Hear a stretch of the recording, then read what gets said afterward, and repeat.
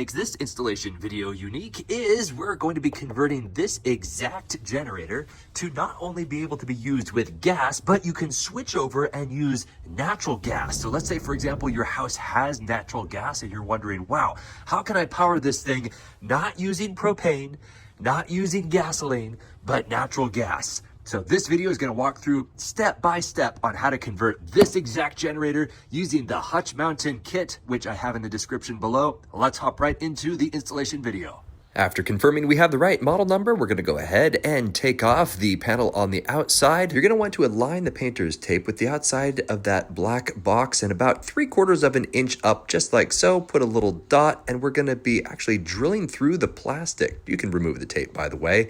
And as you can see, we are going to get this washer, and the hole is going to be as wide as that washer. So just get a drill bit that's about as big as that, and yeah, about like so with my little step down drill bit. We're going to gently go through very slowly. We don't want to plunge all the way through and ruin any innards. If you're not sure if it fits, you can get the hose like so and just punch it through the top just temporarily like so, and yeah, fits just fine. Eventually it's going to go underneath. Now we're going to remove this outside panel like so. Remove the loofah, save that for later. Now we're going to remove that nut and that nut, set those aside in a safe place. We will be putting those back eventually. There's a little bolt right down here. Also remove that. We're going to also put that back as well, so save it.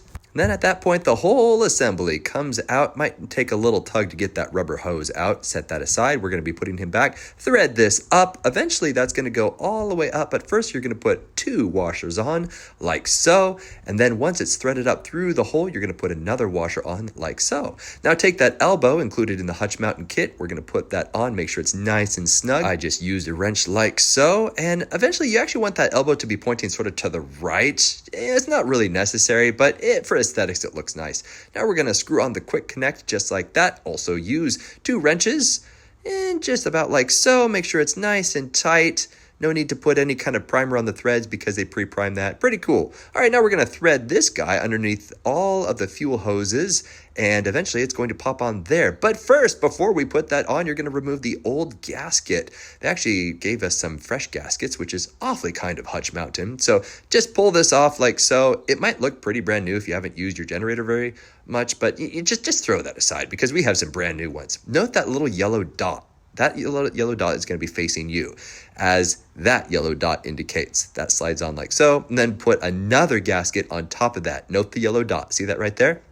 All right, now we're going to pull this hose in this direction. In order to achieve that, Hutch Mountain actually gives you a zip tie, which we're going to kind of thread under in this direction like so. This isn't that important. Again, it's mainly just for aesthetics, so things don't rattle around very much. You can trim off the tail if you'd like. I'm lazy, I just left that. Now we're going to get this whole assembly positioned like so, and we're going to be removing that little metal sleeve and that little metal sleeve, and then there's another one right there. You can either use a screwdriver like so. I actually found that a pencil fits perfectly in there, and that just pops out like so. Save these. Don't throw these little guys away. You'll see in just a moment. Oh, I'll also pop that little guy out. Cool. So 1, 2, 3, those are popped out. And now we're going to get a new one included in the kit. That's going to slide in. This spacer is a little longer, so if you look on the other side, you'll actually see it kind of peeks out quite a bit. Cool, huh? Now we're going to take this whole assembly and we're going to be putting it back on. But first, get those little sleeves, these little metal sleeves, and we're going to put that on there. And then also the other one on. See how it kind of slides through the gasket? So we're kind of priming this so that the whole assembly slides on very, very easily. This is something that's key that you don't see in other YouTube videos. It makes it a lot easier for this to put on. Get that little hose. You're going to put it right back in the hole. Not quite yet. Really, the priority is to slide these nuts on there. And go ahead and finger tighten these. You're going to need 2 hands to really kind of push this on. And then once it's finger tightened, get the wrench, go around 1 rotation and then an extra half rotation. Again, on this side, after finger tightening, we're going to go around 1 and then a half. You don't want to over tighten this because you don't want that housing to crack. Now you can push that little rubber hose. Make sure he is nice and snug. Yes. All right, now let's go ahead and get that bolt right here, and we're going to put that in the bottom right there. And you're going to tighten that down also with finger tighten, and then give it a little umph with the wrench once it is finger tightened in there. Okay, now we're going to put the loofah back in like so. Squishy squish him like that. All right, looking good. We're putting it back together, guys. This is exciting. Hutch Mountain also gives you these little stickers. Just go ahead and align that with your model number. As you can see, I have the EU22I, so I'm going to be using that sticker. And I'm just going to be removing there. They say to use a hairdryer. I don't really care if it comes off all the way, so I just pulled it off gently and put that sticker off. Beautiful. Give them a little slap. Put it all together. Let's see if it works. Now we're going to go ahead and hook it up to our propane just to test it for a moment. Turn this on. We're going to prime it by pushing that just for half a second, like get some gas in the line. Now see that right there? It's on red. Also no choke necessary when you're using propane or natural gas. Let's go ahead and give it a try.